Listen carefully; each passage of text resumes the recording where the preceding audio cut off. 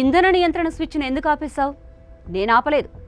Air India విమాన ప్రమాద సమయంలో ఇద్దరి పైలట్ల మధ్య జరిగిన సంభాషణ ఇది. ఫుట్బాల్ దిగ్గజం Diego Maradona hand of God goal మిస్టరీని తలపిస్తున్న ఈ ఎపిసోడ్లో ఎన్నో ప్రశ్నలు వేధిస్తున్నాయి. అసలు విడుదలైన నివేదికలపైనే గందరగోళం నెలకొంది. ఉద్దేశపూర్వకంగా ఫ్యూయల్ స్విచ్ను ఆఫ్ చేశారా? తర్వాత గమనించి మళ్లీ వెంటనే ఆన్ చేశారా? పైలట్ల సంభాషణలు పూర్తిగా రికార్డైతే కేవలం 1-2 మాటలు మాత్రమే పొడిపొడిగా దర్యాప్తులో ఎందుకు ప్రస్తావించారు? డీగో మారడోనా గోల్ మిస్టరీని తలపిస్తున్న ఈ కథ ఏంటి? Diego Maradona hand of God goal గురించి తెలుసు కదా. 1986 సాకర్ వరల్డ్ కప్లో ఇంగ్లాండ్తో జరిగిన క్వార్టర్ ఫైనల్ మ్యాచ్లో మారడోనా 2 గోల్స్ చేశాడు. అందులో ఒక గోల్ను చేతితో చేయడాన్ని అంపైర్లు గుర్తించలేదు. తర్వాత మారడోనా కొట్టిన ఆ గోల్ హ్యాండ్ ఆఫ్ గాడ్ గోల్గా ప్రసిద్ధి చెందింది. ఈ గోల్ అప్పట్లో వివాదాస్పదమైనప్పటికీ మారడోనా తన ఆటతో అర్జెంటీనాను విశ్వ విజేతగా నిలబెట్టడంతో అందరూ ఆ వివాదాన్ని మరిచిపోయారు. ఇప్పటికీ ఈ గోల్ను ఓ మిస్టరీగానే ఫుట్బాల్ ప్రపంచం చూస్తుంటుంది.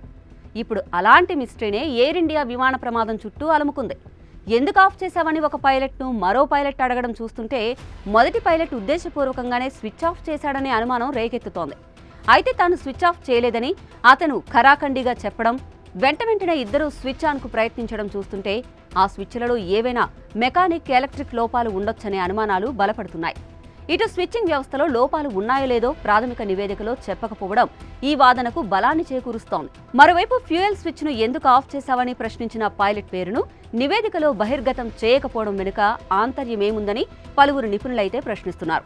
పైలట్ల పూర్వ చరిత్రపై కూపి లాగేందుకు ఆ దిశగా దర్యాప్తు సజావుగా సాగాలనే ఉద్దేశంతోనే వాళ్ల ఐడెంటిటీని ప్రభుత్వం బయట పెట్టలేదనే వాదనను అంతర్జాతీయ మీడియా తెరమీదకు తెచ్చింది. అయితే పైలట్లను ఈ నివేదిక ఎక్కడ తప్పుబట్టకపోవడం విశేషం.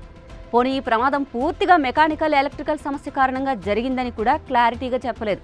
ఫ్యూయల్ స్విచ్లు ఆఫ్ అయ్యాయని మాత్రమే ప్రస్తావించి అక్కడితో ముగించింది ప్రభుత్వం.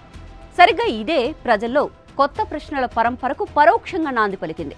స్విచ్లను పొరపాటున ఆఫ్ చేశారా, లేదంటే స్విచ్చింగ్ లోపాలా అనేది నివేదిక స్పష్టంగా ఎందుకు చెప్పలేదు? ఇటు విమానం సెకండ్ల వ్యవధిలో నేల కూరడానికి మెకానికల్, ఎలక్ట్రికల్ సమస్యలే కారణమై ఉంటాయని పలువురు నిపుణులైతే అభిప్రాయపడుతున్నారు. నిజానికి ఫ్యూయల్ స్విచ్లను పొరపాటున ఆన్ ఆఫ్ చేయడం అంత ఈజీ అయితే కాదు. వాటికి లీవర్ లాక్లు ఉంటాయి. స్విచ్ను ఆన్ లేదా ఆఫ్ చేయాలి అంటే మొదటగా అక్కడున్న లీవర్ను పైకి లాగాల్సి ఉంటుంది. 1950వ దశకం నుంచి ఈ సేఫ్టీ ఫీచర్ ఉంది. ఇవి కాకుండా ప్రొటెక్టివ్ గార్డ్ బ్రాకెట్స్ కూడా ఉంటాయి. పొరపాటున స్విచ్లు ఆన్ లేదా ఆఫ్ కాకుండా వాటిని ఈ బ్రాకెట్లు నిరోధిస్తాయి. ఈ లెక్కన ఒక్క చేత్తో 2 స్విచ్ల లీవర్లను ఒకేసారి పైకి లాగడం అనేది అసాధ్యం. పొరపాటున లాగారని భావించినా ఒకేసారి రెండింటిని ఎవరూ లాగలేరు. అంటే మెకానికల్, ఎలక్ట్రికల్ సమస్యల కారణంగానే వాటి పొజిషన్ మారి ఉండాలి. ఇటు బోయింగ్ 737 రకం విమానాల్లో అమర్చిన ఫ్యూయల్ స్విచ్లకు లాకింగ్ వ్యవస్థ సరిగా అనుసంధానం కాలేదు అన్న అంశం కూడా వెలుగులోకైతే వచ్చింది. అహ్మదాబాద్లో 275 మంది ప్రాణాలు పోవడానికి కారణమైన విమానం ఈ రకానికి చెందిందే.